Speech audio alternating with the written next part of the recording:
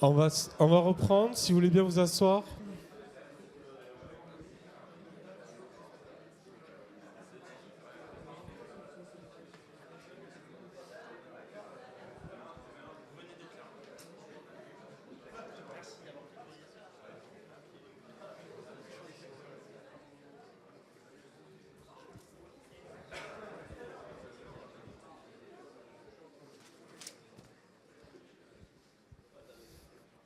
On va attendre les derniers.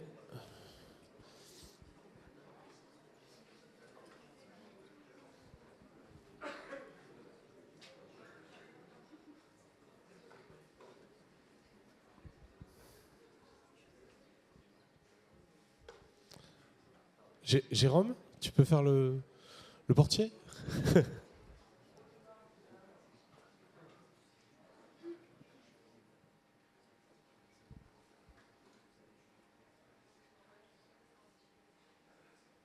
Allez, c'est parti. On est dans les temps, c'est génial. On a un challenge à tenir. Voilà. Donc je vais vous demander d'accueillir Nicolas et Philippe qui vont nous présenter leur retour d'expérience chez Michelin. Allez, bonne continuation. Merci, bonjour à tous. Enchanté d'être avec vous. Merci Insight pour l'invitation. On va donc parler ensemble d'Accelerate chez Michelin. Je pense que vous l'aurez compris, vous l'aurez vu. Et on va vous parler comment on a amené Accelerate et comment on déploie aujourd'hui la démarche et les principes d'Accelerate chez Michelin. Dans un premier temps, on va vous parler un petit peu de Michelin, forcément. On va essayer de faire vite, pas plus d'1 heure, je pense là-dessus. Non, on va passer rapidement. Donc ensuite, un petit peu voilà, les principes de l'approche, l'organisation qu'on a mis en place, les outils qu'on a derrière. Et sans filer, on vous fera des démos en live. Donc j'espère que tout va bien marcher. Donc à la fois la partie métrique, la partie capabilities, et puis pour finir, on vous parlera un petit peu de voilà, où on en est aujourd'hui, les difficultés qu'on a pu rencontrer, les succès qu'on a rencontrés également, et ce qu'on prévoit pour l'avenir. Eh bien, oui, rapidement, mais voilà. Donc, on est 2 aujourd'hui pour présenter Accelerate chez Michelin. Donc, Philippe Eisenberg, qui est coach Lean et Agile. Enchanté, ravi d'être là. Merci pour l'accueil. Merci à Insight pour cet excellent accueil ces 2 jours. Et donc Nicolas, qui est responsable du programme de transformation DevOps dans les SI Michelin. Oui, juste pour compléter, c'est important aussi pour comprendre la suite. Voilà, on fait partie d'un programme de transformation chez Michelin et donc qui vise à transformer et donc à déployer cette démarche au sein de tout le SI Michelin. Alors, Michelin, 132 000 personnes à travers le monde, un petit peu partout. Le pneu, bien sûr. Au-delà du pneu, les matériaux de haute technologie autour du pneu. Voilà, un savoir-faire. Bon, je ne vais pas rentrer vraiment dans les détails, j'en serais pas capable. Ce qui est on a voulu faire un focus sur les systèmes d'information. C'est 4800 personnes à travers le monde. Sur Clermont-Ferrand, on est à peu près 1 millier sur la partie business solution et à peu près 1 millier aussi en Inde. Vous voyez, donc 2 pôles très importants, un à Pune et un à Clermont-Ferrand. Nicolas, là, c'est ton truc. Là. Ouais.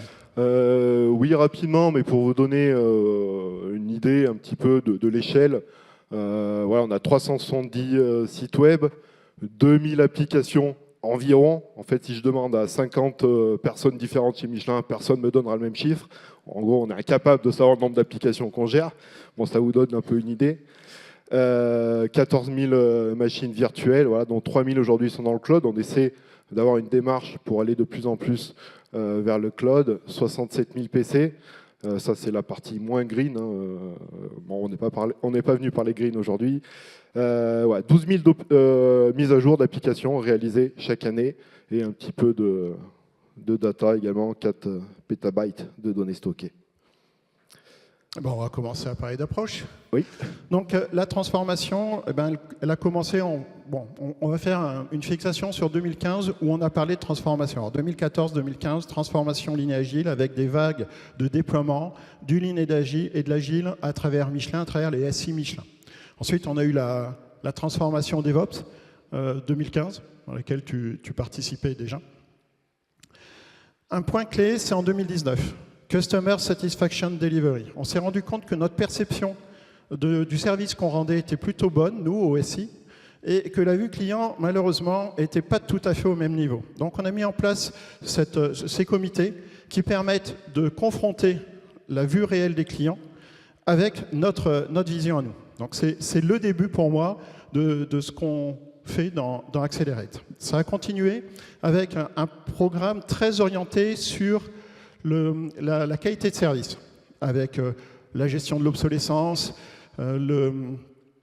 la qualité de service, le SRI, enfin la fiabilité des solutions. Et en parallèle, on a mis en place aussi un programme de transformation sur la valeur créée et sur la user experience. Donc derrière, ça veut dire l'approche produit, ça veut dire le lean agile qu'on continue à pousser, ça veut dire l'UX, bien sûr, des équipes UX qui ont commencé à croître et à vraiment se développer à ce moment-là. Et vous voyez que derrière ça, on a mis en place des pratiques qui, toutes ensemble, constituent des très bons leviers d'amélioration qui, si on les met ensemble, constituent en fait des leviers d'accélération qui rentrent complètement dans Accelerate. Donc il fallait maintenant mettre en place Accelerate. Mettre en place Accelerate, ça voulait dire mettre en place un certain nombre d'outils, de concaténation d'informations pour vraiment développer le programme Accelerate. Et notre horizon d'avoir des équipes complètement indépendantes en 2030. Une approche produit parfaitement maîtrisée. Bah, on va y aller. Et qu'ils aient plus besoin de nous. C'est l'objectif. C'est ça. Je dirais juste que Philippe, tu as commencé bien avant 2019, hein, mais je ne donnerai pas exactement la date, on n'est pas venu pour ça. Et juste pour rajouter voilà, qu'on va vous parler aujourd'hui de ce qu'on a mis en place sur Accelerate, mais les résultats également de ce qu'on peut voir au travers d'Accelerate, ça fait partie d'une histoire et d'une démarche d'innovation qui est forcément bien plus longue et plus importante que uniquement ce qu'on va pouvoir vous montrer.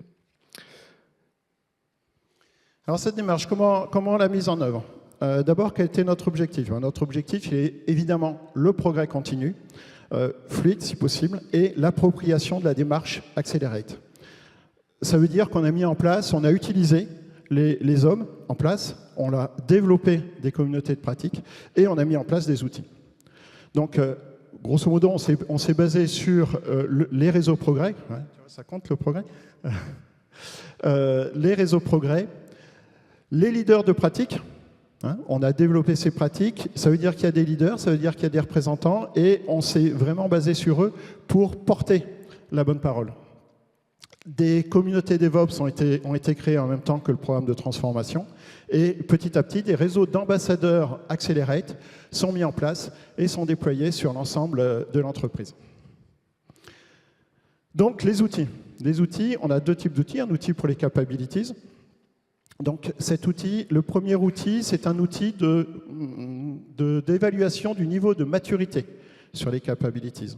Un deuxième outil qui est un outil de progrès continu qui va permettre de lier les métriques, les capabilities et les pratiques. Les pratiques en place chez Michelin. L'objectif, hein, c'est d'évangéliser ce qu'est Accelerate dans l'entreprise.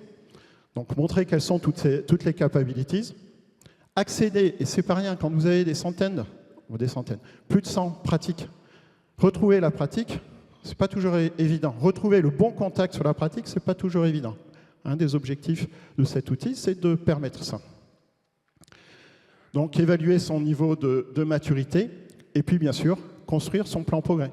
Le vrai objectif, il est là, l'amélioration continue, et donc faciliter l'amélioration continue, et l'innovation. Au niveau des métriques, eh bien, avoir quelque chose de simple à utiliser.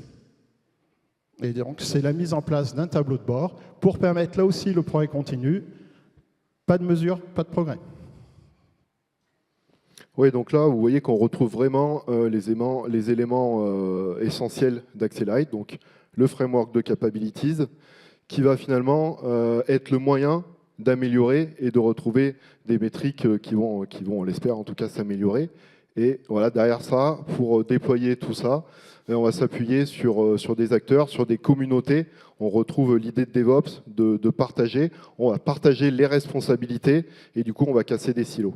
Voilà, c'est vraiment, donc on est vraiment calqué ici sur la démarche Dora et Accelerate. S'il vous plaît, petite question, je me permets.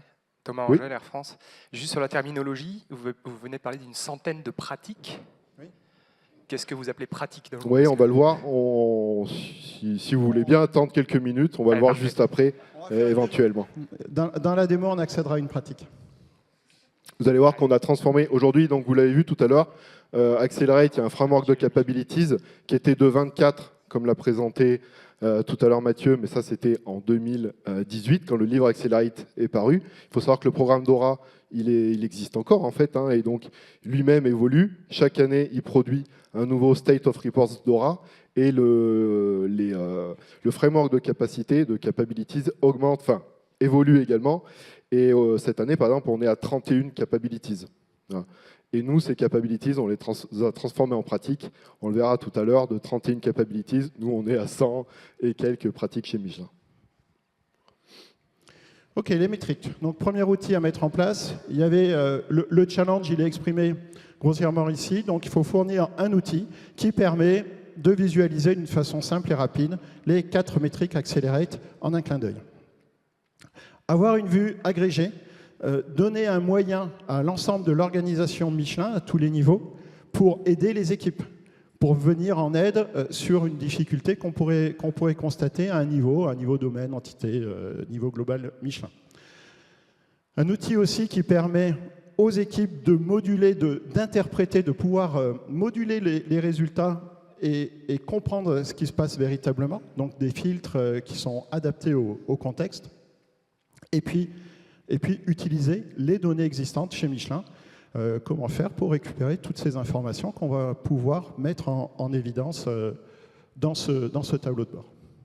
Oui, l'idée, c'était de pouvoir partir rapidement, tout en donnant une flexibilité, de pouvoir mesurer à l'échelle de l'organisation, mais le plus important, de pouvoir contextualiser, puisque l'outil va s'adresser aux équipes, qu'elles soient en capacité de mesurer leur performance.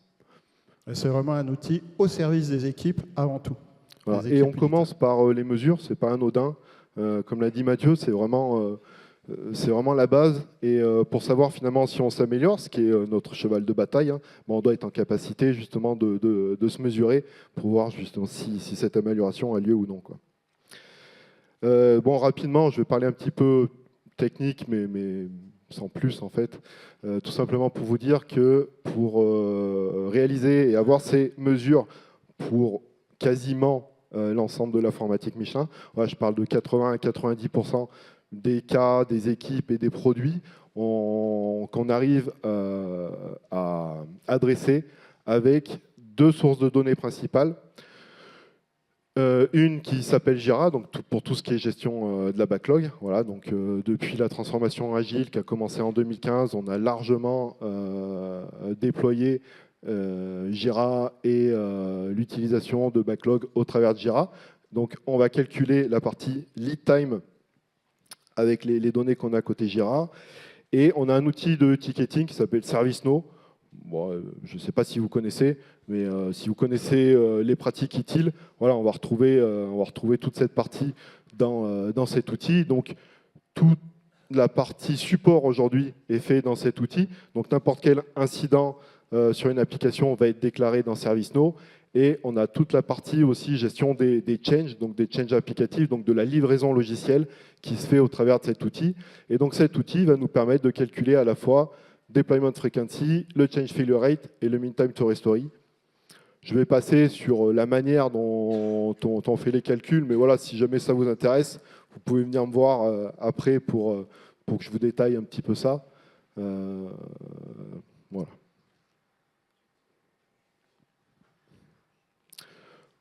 Alors, rapidement, l'architecture également. Donc, on l'a vu, deux sources de données importantes. Depuis quelques années maintenant, on a largement embrassé, on va dire, la partie data lake pour le stockage de nos données, mais surtout pour l'exposition de nos données. Donc, chaque plateforme essaie d'être une plateforme de service qui est responsable de ces données et qui l'expose aux autres équipes. C'est le cas, par exemple, pour les équipes Jira et les équipes ServiceNow, qui exposent leurs données dans le Data Lake. Nous, on va donc processer ces données à l'aide de Databricks, donc on fait du Python, et on va à nouveau les redéposer dans le Data Lake pour les exploiter au travers d'un rapport Power BI avec du Dataflow. Et ben, on arrive au moment de la démo, en espérant que tout fonctionne bien. Déjà, j'ai pas de barre. OK.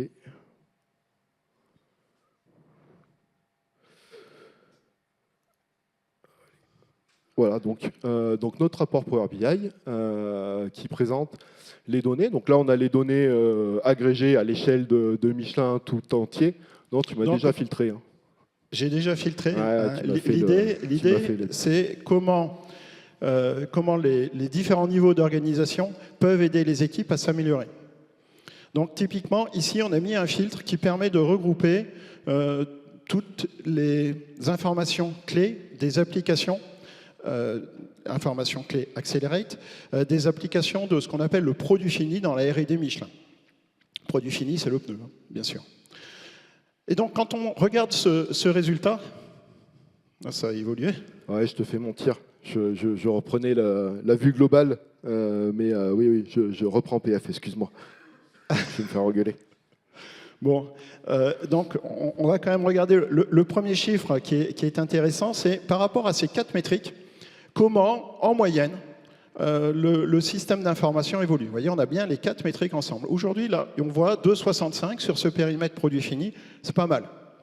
On cherche l'amélioration, c'est une comparaison. Donc on a une amélioration estimée en moyenne à 2,65% entre 2023 et début d'année 2024 sur ce périmètre produit fini. Sauf que c'est très différent. Vous avez à gauche la vitesse, vous avez à droite la stabilité. Donc premier réflexe, c'est de dire ces chiffres en rouge, ils ne sont pas terribles sur la stabilité. Si je suis une squad, je vais commencer à me dire attention, c'est là qu'il va falloir que je travaille, c'est là où il faut que je m'améliore. Mais regardez les chiffres, ils sont pas mal quand même. Hein. Sur le change failure rate, en 2024, on est à 2% de problèmes. Donc on a un change failure rate de 2%, c'est peu. Sur le mean time to restore, on a dégradé un petit peu, mais on est encore inférieur à 2 jours. Bon, ça implique, enfin, c'est tous les incidents. Donc il y a des incidents de faible priorité, d'autres grosses priorités. C'est pas si mal. C'est pas si mal. Maintenant, regardons la partie vitesse. Sur la partie vitesse, on est en pleine amélioration, visiblement. Vous voyez qu'il y a une amélioration de 12,60% et une amélioration de près de 64%. C'est bien. Oui, mais on part de où? Donc, on est vraiment en difficulté sur cet aspect-là. Et ce qu'on voit, en fait, ici, c'est que l'équipe PF a engagé une amélioration sur la vitesse et on commence à avoir des résultats, même si on est encore assez loin des objectifs qu'on pourrait se fixer. Donc vous voyez, ça c'est une vue agrégée. Intéressante, ça permet de voir des choses. Par contre, la vraie vie de ces outils, le vrai point Accelerate, c'est au niveau de la squad que ça se passe. Donc ce qui est intéressant maintenant, c'est d'aller voir ce qui peut se passer sur une de ces métriques pour une squad donnée. Donc il y a une squad auquel on a pensé, qui s'appelle 4 collaborations, qui est qui fait collaborer des systèmes, des référentiels entre eux, et qui s'appelle XCA et dont on va donner les résultats ici. On va aller s'intéresser du coup en particulier à une application qu'on a pris un petit peu au hasard et on va aller regarder une métrique en particulier. Donc, je rajouterai juste ici donc, que déjà vous voyez, on n'est pas venu vous mentir, on n'est pas venu afficher l'effet pastèque et que des chiffres verts. Et l'idée, à cette maille, à la maille agrégée, c'est pas forcément d'aller regarder les valeurs parce qu'en fait, elles ont aucune valeur intrinsèquement parce que les contextes applicatifs sont trop différenciants et du coup, ça n'a pas de valeur d'agréger tout ça. On va juste essayer de regarder qu'au niveau global, finalement, la progression reste là, puisque au niveau de la progression, peu importe qu'on soit mauvais au départ, au moins on va juste espérer qu'on ne soit pas plus mauvais demain. Donc la progression au global, ça marche à peu près. Mais voilà, juste pour dire que sur les valeurs, et je reviens sur ce qu'on a pu montrer, ou plutôt c'est IMSA qui a montré le tableau avec les meilleurs et les moins bons. Ok, c'est super, les meilleurs et les moins bons, mais nous, on n'est pas Google. On a des applications qui sont des vieux monolithes d'il y a 25 ans. J'en ai créé, c'est ce que tu veux dire? C'est vrai. Je ne l'ai pas vraiment dit, mais c'est vrai que... Non, donc du coup, pour ces applications-là, on ne va pas être avec un objectif de les déployer tous les jours, ça n'a aucun sens. Donc voilà, et par contre, c'est peut-être quelque chose qu'on va attendre d'un développement web et d'une application Java, Spring Boot, Angular. Donc, ok, donc les contextes sont différents, les valeurs, elles n'ont d'importance que si on les regarde au niveau d'une application. Et c'est donc ce qu'on va aller faire ici. Si je prends X et A... Pour reprendre ce que tu viens de dire, on a vraiment travaillé avec les équipes pour fixer les périmètres qui sont vraiment intéressants pour elles, les périmètres de progrès. L'amélioration continue, on a vraiment nos cibles et nos périmètres applicatifs. Une application qui va être décommissionnée, ce n'est pas vraiment intéressant de chercher beaucoup d'améliorations dessus, bien sûr. Voilà, et là, donc, ce que je voulais vous montrer, donc tout à l'heure, on avait une page qui montrait la comparaison d'année en année. C'est quelque chose qu'on sert plutôt au niveau managérial, on va dire, et de la direction, pour regarder donc, si la progression est bonne. Maintenant, les équipes, elles vont aller plutôt regarder métrique, mesure par mesure, un petit peu ce qui se passe. Et tout à l'heure, dans les requirements, on vous parlait d'être capable de contextualiser ces mesures. Et voilà, ça va s'appliquer avec tous les filtres qu'on peut avoir un petit peu en haut. Donc là, on est par exemple sur le mean time to restore. Et ils vont pouvoir aller regarder, par exemple, on a une priorisation des tickets chez Michelin qui va de P1 à P4. Donc là, bon, cette appli, elle n'a pas de P1, par exemple. Mais elle va pouvoir aller regarder, mais c'est quoi son mean time to restore sur les P2, parce que finalement, c'est peut-être ce qui l'intéresse le plus. Et on voit forcément que sur les P2, bon, là, pour le coup, on n'a qu'un seul incident, mais elle va certainement être beaucoup plus rapide au niveau du mean time to restore qu'en regardant l'ensemble. Donc voilà, elle peut ajuster un petit peu l'ensemble de ces mesures pour coller à son contexte et pour coller à la valeur qu'elle va s'objectiver. Parce que nous, ce n'est pas quelque chose qu'on va faire. On ne va pas aller voir une équipe en lui disant « Moi, demain, je veux que ton MTTR il soit d'autant ». Non, c'est tu es responsable de ces chiffres-là. C'est à toi de définir quelle serait la bonne valeur à atteindre. Et enfin, pour les aider également à faire du deep dive, et on retrouve ça sur tous les écrans, en fait, on a un outil ici qui leur permet de retrouver la liste des incidents, parce que là, on était sur les incidents, des incidents concernés au travers de l'outil, et voilà, et vraiment faire une analyse fine et un deep dive dans l'outil concerné par la métrique. Là, le coach progrès est vraiment très satisfait parce que quand on rentre là-dedans, enfin, vous connaissez certainement ServiceNow, vous avez des foules d'informations, des tonnes d'informations, et ça permet d'aller creuser véritablement et de résoudre des problèmes clés pour nos squads. Alors en termes d'outils, on a aussi des outils sur les capabilities. On a parlé métriques, donc qui était le premier gros pilier côté Accelerate, et on va donc maintenant vous parler des capabilities, sur lesquels on va donc travailler pour essayer d'améliorer ces métriques. Et donc typiquement, comme pour IMSA, nous aussi on a notre ensemble de questions autour des 27 capabilities Accelerate. On a 93 questions qui permettent aux équipes de s'informer et de comprendre un peu plus dans le détail, au-delà bien sûr de Dora et tout ce qu'on peut trouver, qui permettent de comprendre un peu plus dans le détail ce qu'on veut dire derrière la capability. Ça permet aussi d'évaluer son niveau. Chaque équipe va pouvoir s'auto-évaluer, c'est son job, pour comprendre les points de progrès sur lesquels elle doit travailler. Et donc, ça nous donnera une cartographie qui ressemble à ce qu'il y a là-bas, un petit arc-en-ciel, dans lequel vous voyez, pour chacune des 27 capabilities que nous pilotons, la maturité évaluée par la squad elle-même, sur chacune de ces capabilities. Et vous voyez qu'ici, moi je viens de l'extérieur, je regarde ça, je me dis tiens, peut-être que sur Work in Process Limit, il y a du travail à faire. Peut-être que sur Streamlining Change Approval, il y a du travail à faire, etc. Peut-être que sur Continuous Integration, il y a du travail à faire. Alors croyez-moi, chez Michelin, mon expérience montre que beaucoup d'équipes ont commencé par toutes les parties automatisation, continuous testing, continuous intégration, un petit peu partout. C'est vraiment un axe de développement clé au début d'Accelerate. La partie technique, forcément, c'est celle qu'on va aller chercher en premier dans les principes, enfin en tout cas dans les capabilities et le framework Accelerate. Et vous voyez qu'ainsi, on a une vision par squad des métriques, on l'a vu tout à l'heure, et ici, on a une vision par squad de la maturité de l'équipe sur chacune des capabilities. Donc on l'a vu, on a ce premier outil d'évaluation qui est vraiment basé uniquement sur les capabilities telles qu'elles nous sont données par Dora. Donc ça leur permet d'avoir quelque chose qui est assez rapide à faire et qui leur donne une première vue sur le travail qu'ils auraient peut-être à faire pour s'améliorer sur ces capacités. Maintenant, les capabilities Dora, pour ceux qui ont été les voir, peut-être c'est bien beau, mais c'est très macro. Et ça ne vous dit pas du tout comment travailler et comment travailler dans votre contexte. Donc, OK, nous, on s'est dit, on va transposer ça de manière opérationnelle.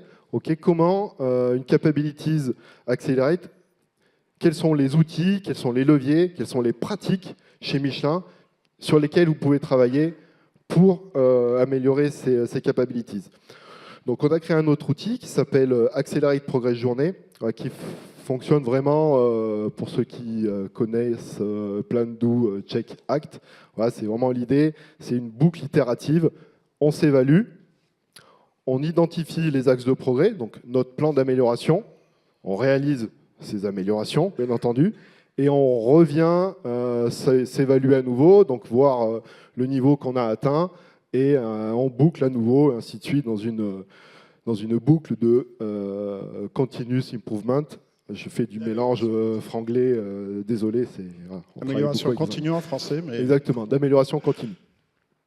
Voilà, donc c'est vraiment la boucle virtueuse qu'on essaye d'apporter avec cet outil lié aux pratiques Michelin. Deuxième démo. Il va vous rester un quart d'heure. On n'est pas si mal. On n'est pas si mal.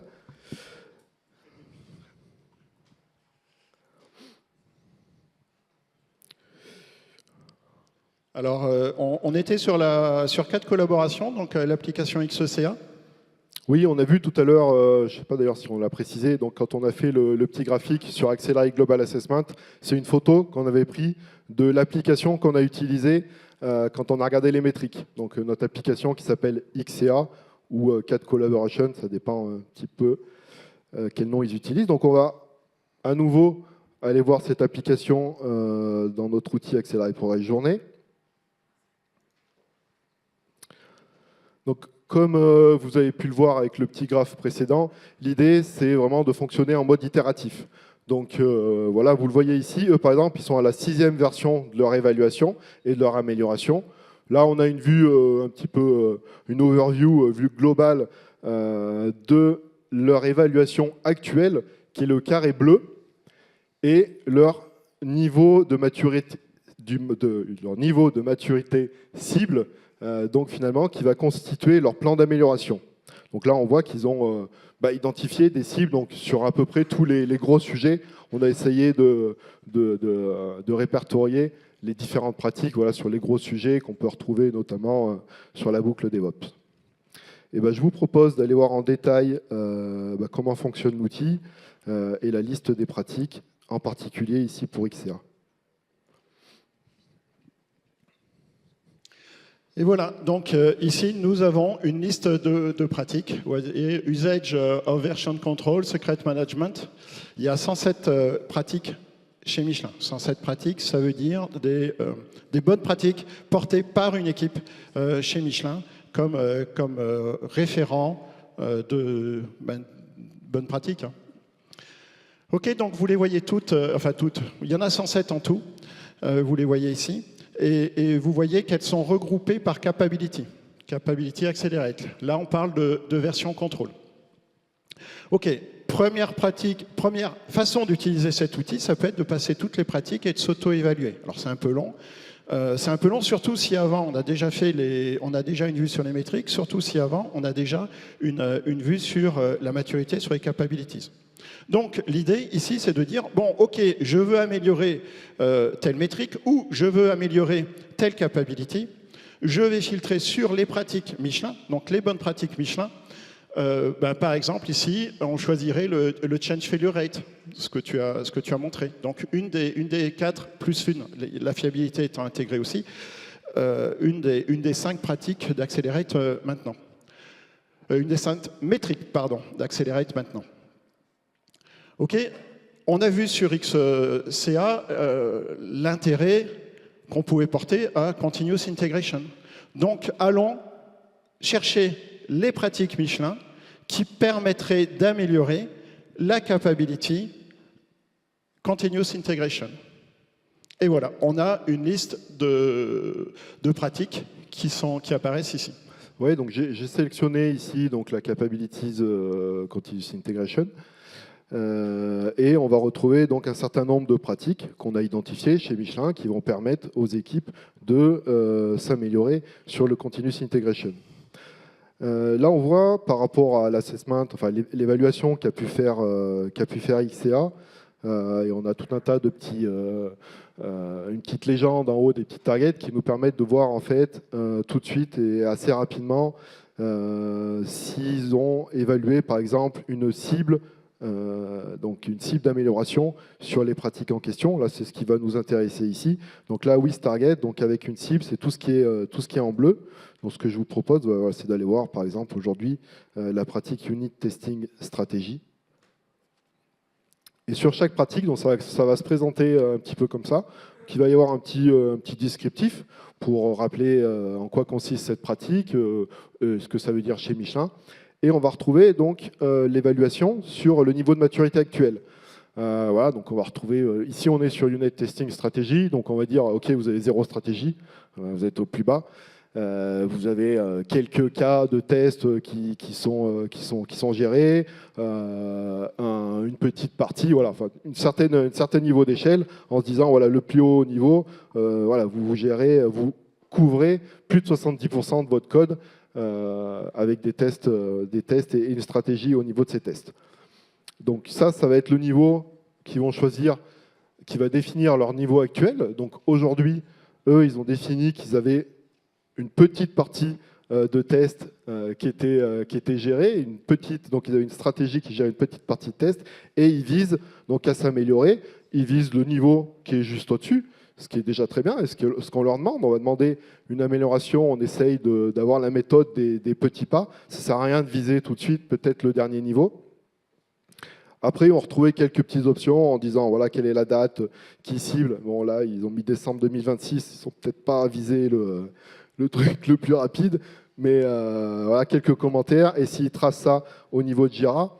Et un autre point également que soulignait Philippe, quelque chose qu'on a vraiment voulu apporter avec l'outil, c'est de fournir également toute la documentation liée à cette pratique et qui va les aider à mettre en œuvre finalement l'amélioration concernée, ainsi que les contacts. Donc ce qu'il faut comprendre, c'est qu'on travaille beaucoup avec toutes les équipes IT for IT chez Michelin qui mettent à disposition les différents outils et toutes ces pratiques. Donc ils ont eux en responsabilité tout ce qui est ici à l'écran.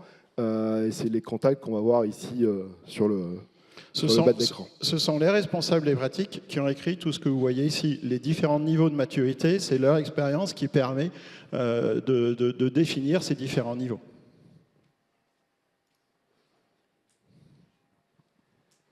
On est bon. Voilà, on n'a pas parlé d'un autre fil qui est les topics. Hein. On a aussi donné la possibilité de revenir sur une structure plus classique de gestion du progrès basée sur...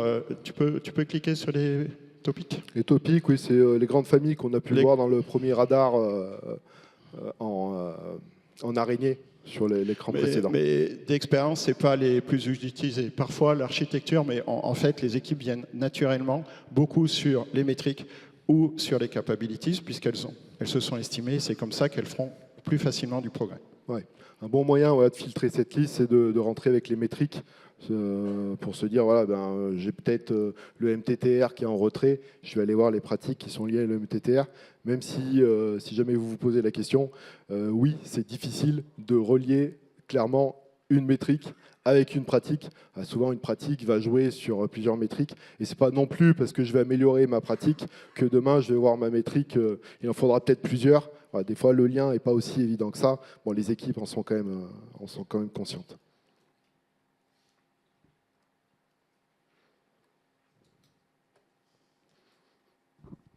Combien de temps?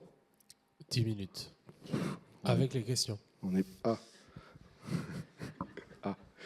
ok, on va essayer d'accélérer si on veut avoir quelques questions. Les pièges. Alors les pièges en tout cas, qui nous semblent des pièges à éviter, pour le coup, dans lesquels on est tombé, on va dire. C'est le premier, et bon, c'est un classique. Dans toutes les entreprises, les grandes entreprises, on retrouve souvent ça. Donc c'est d'avoir mis un objectif sur les métriques. Classique. Erreur, parce qu'après les équipes vont jouer le résultat, les métriques, l'effet pastèque vert dont je parlais tout à l'heure, et on va s'éloigner finalement de l'objectif et de l'amélioration continue qu'on cherche. Voilà. Donc l'objectif, nous, on a eu la chance encore pour l'instant qu'il soit placé sur le progrès qu'on a vu tout à l'heure et non sur des valeurs, comme je vous l'ai dit, de toute façon qui n'auraient aucun sens, mais ils essaient quand même. La deuxième complexité, en tout cas piège, et c'est un peu lié, et on en a parlé tout à l'heure, c'est de regarder ces métriques à un niveau agrégé. Parce que voilà, on compare des choux et des carottes, donc en soi, ça n'a pas de sens. Et quelques pièges éventuellement qu'on a réussi à éviter. C'est ce qui est écrit là. La compétition entre équipes, elle ne fait pas de sens puisqu'on est sur des périmètres complètement différents. Donc chaque équipe doit se concentrer sur son amélioration, comme vient de le dire Nicolas. Et puis, c'est vraiment un outil pour les équipes, à la disposition des équipes.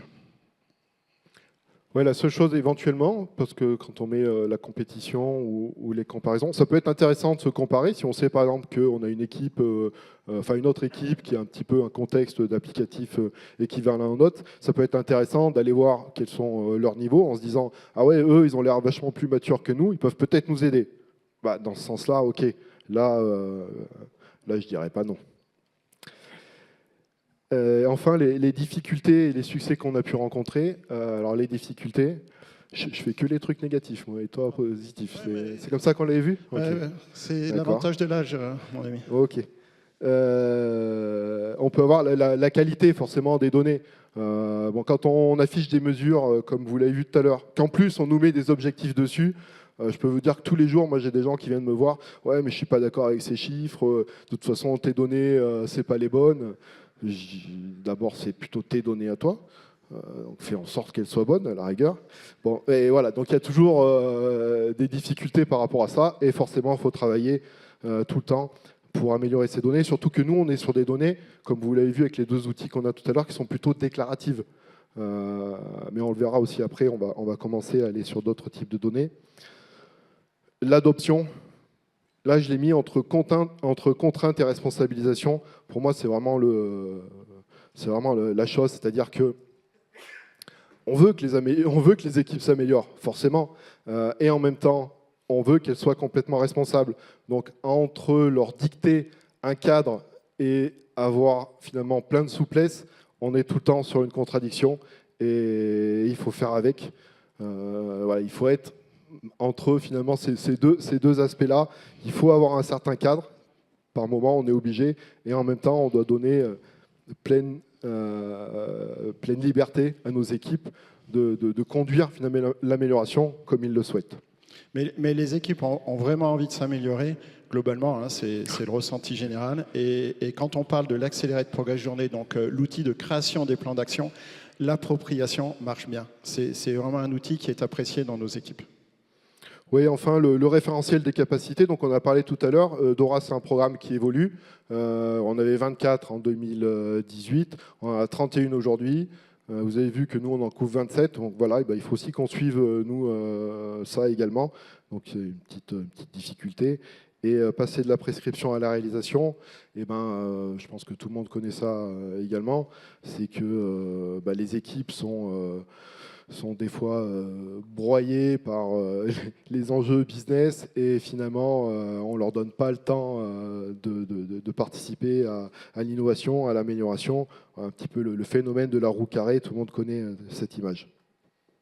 Et puisque je parle des succès, un de nos succès, c'est que cette année, depuis le début de l'année, enfin depuis la semaine dernière, depuis le début de l'année jusqu'à la semaine dernière, on avait 143 plans progrès qui ont été créés. Preuve d'une vraie adoption de cet outil par nos équipes en local. L'autre point de progrès qui est intéressant, c'est que la mise en place du programme Accelerate a montré entre 2022 et 2023 une amélioration globale de nos résultats sur les 4 métriques Accelerate de 10%. Et enfin, pour finir, les prochaines étapes. Donc, bien entendu, l'idée, c'est de continuer à faire évoluer nos outils. Donc, on en a parlé sur les capabilities, mais également sur les métriques, en intégrant éventuellement d'autres sources de données et passer à des données qui sont peut-être un peu moins déclaratives et plus automatisées. Donc, on a GitLab aujourd'hui qui est de plus en plus utilisé. On a même des équipes qui vont donc sortir de Jira et gérer complètement leur backlog dans GitLab. Donc voilà, on a déjà réalisé un POC et pour la fin de l'année, donc on va mettre à disposition pour commencer la métrique lead time avec les données de GitLab, donc dans le dashboard qu'on a vu tout à l'heure. On sait qu'on a des équipes qui travaillent également sur Azure DevOps. Donc dans la même idée, on va commencer à analyser ça. Puis peut-être plus loin, pourquoi pas, aller voir côté Kubernetes et Ansible et finalement avoir des données qui soient plus du tout sur le mode déclaratif et qui soient la réalité, je dirais, du terrain, qui ne pourra pas être contestée. Enfin, ça, c'est mon rêve, mais on va essayer d'y aller petit à petit. La 5e métrique, on en a parlé un petit peu tout à l'heure. Donc depuis 2022, Dora a intégré une nouvelle métrique qu'ils ont appelée fiabilité ou reliability. Et donc voilà, on est en train de travailler dessus. Pareil, on a un premier MVP qui est sorti. Et voilà, on va voir la métrique là, à la fin du mois qui va être intégrée donc, au dashboard également et qui va se baser sur les calculs de SLI et SLO qu'on fait pour chaque équipe. Et enfin, bien sûr, mais ça c'est la continuité, c'est notre travail de tous les jours, en particulier des coachs que représente Philippe ici, de soutenir le progrès continu, donc au travers de coaching, d'apprentissage, des évaluations qu'on a pu voir au travers de nos outils. Mais on essaie aussi de pousser énormément la partie communauté de pratique. Donc c'est fondamental dans la culture DevOps et on est convaincu que ça va aider nos équipes à grandir, à mûrir et à casser des silos. Donc on travaille beaucoup à déployer de plus en plus de communautés de pratique et toujours dans le même esprit, voilà, d'essayer de faire des choses un petit peu plus sympas, du gaming et des events divers voilà, qui vont participer à la fin à l'amélioration continue et au travail des équipes entre elles notamment. Voilà, merci pour ça. Petit mantra et mon pote Simon Sinek qui m'accompagne tout le temps. Voilà, pensez grand, démarrez petit, mais plus que tout, il faut démarrer. C'est un mantra que j'aime bien. Merci. On rentre.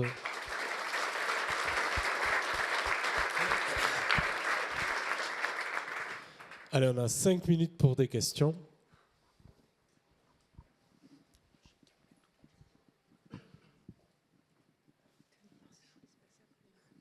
Bonjour.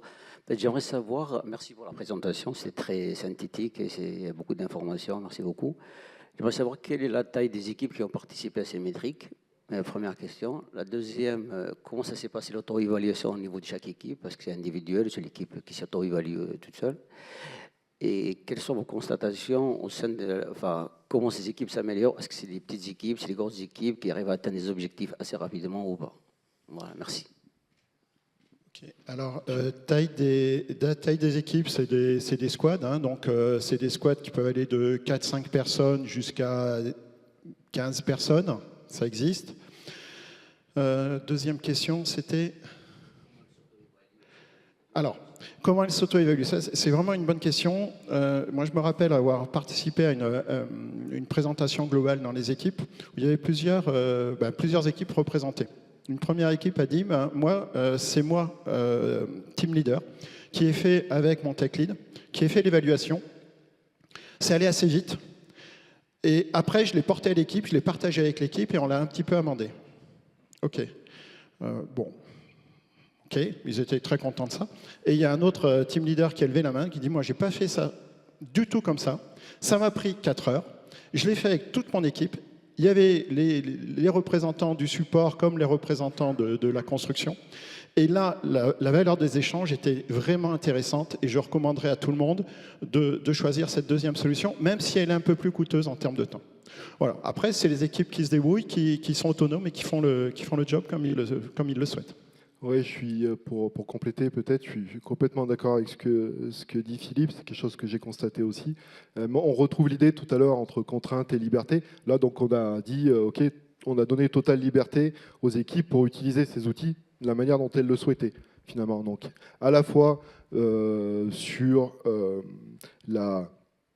le scope, le périmètre qu'elles veulent évaluer. Est-ce que c'est sur une application? Est-ce que c'est sur un ensemble d'applications parce qu'elles ont toutes les mêmes technos et que c'est faisable? Ok, donc c'est à elles de choisir. Et après, la manière dont elles le conduisent, est-ce que c'est le tech lead qui fait l'ensemble et qui regarde ça après avec les équipes? Est-ce qu'elles font l'ensemble des questions ou elles ciblent seulement quelques questions? On l'a vu par les métriques où elles ont fait d'abord... C'est vraiment à elles de choisir. Maintenant, ce que j'ai pu voir et ce qui donne le plus de sens, c'est quand toute l'équipe est autour de la table, va faire l'évaluation et se poser les questions. Parce que c'est là où la valeur est apportée. Elles se posent des questions par rapport à ce qu'elles font aujourd'hui. Et moi, j'ai déjà pu constater des échanges qui se font entre les équipes, par exemple, les personnes qui sont au support et les personnes du développement, en disant « Ah, mais toi, tu fais ça comme ça ? Ah, mais c'est pour ça que j'ai ces problèmes ?» Eh bien, oui. « Ah, mais si tu faisais ça, ça serait mieux. » « Ah bon, ben, je peux le faire facilement. » Tu dis « Bah ouais, mais les gars, vous n'êtes pas parlé avant. » Enfin, bon, voilà, donc favoriser les échanges, ça peut être quelque chose de positif et qui peut être fait au travers de ces évaluations.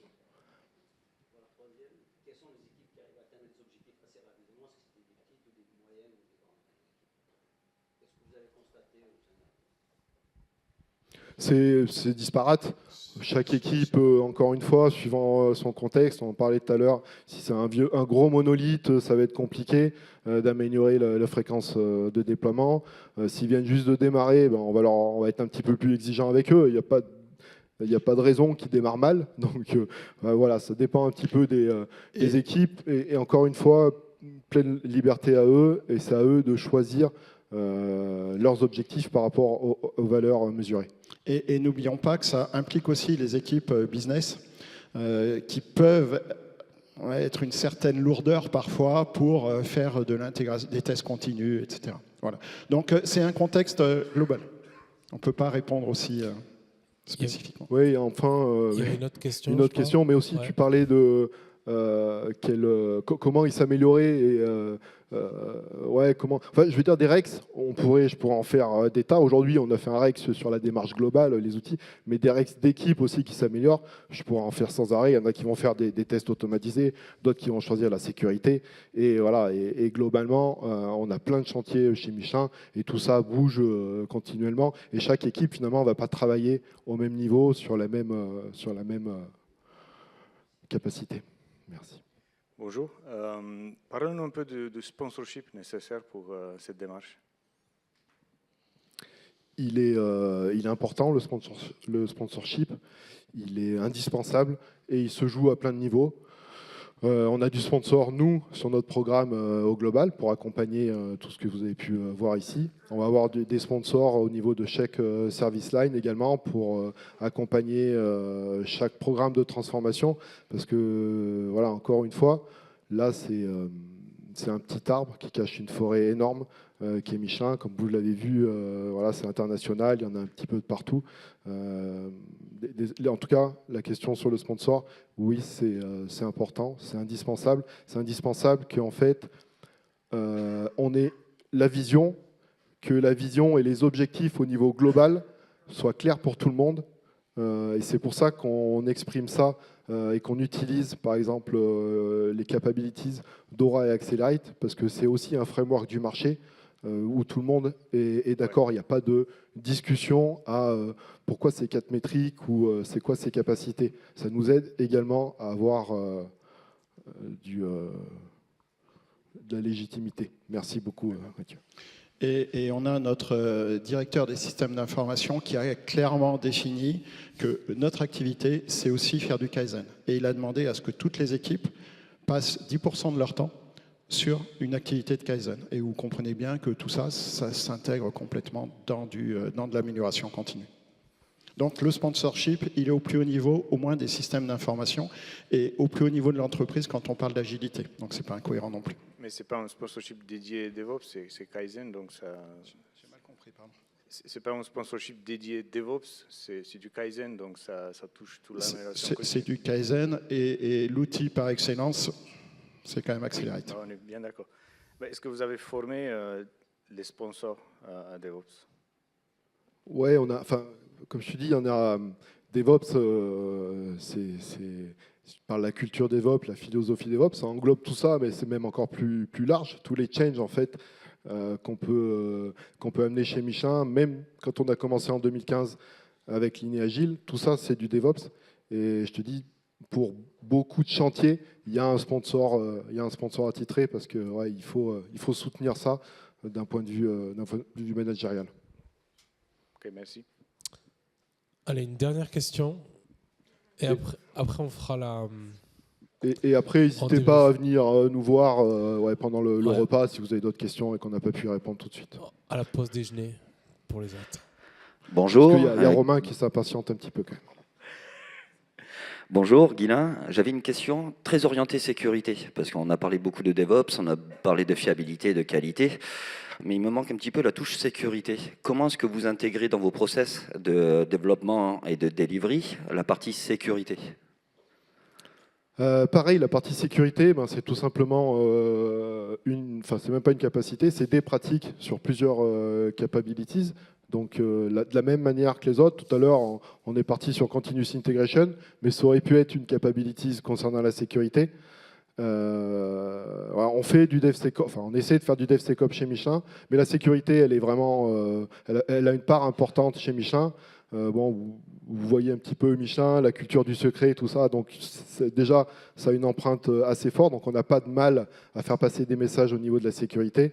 On a même pour tout vous dire, le sujet sécurité, c'est peut-être le seul où on a des KPI en plus de la partie métrique. Donc voilà, on pousse pas mal le sujet sécurité. Et comme je vous dis tout à l'heure, des REX d'applications qui mettent des choses en œuvre, on pourrait en avoir plein, et je pourrais en avoir plein qui sont basées sur la sécurité. Et sur nos applications les plus sensibles, en standard, on a vraiment des audits externes dédiés sécurité, dédiés tests d'intégration, pentest, pénétration. Merci beaucoup. On peut les applaudir. Merci à vous.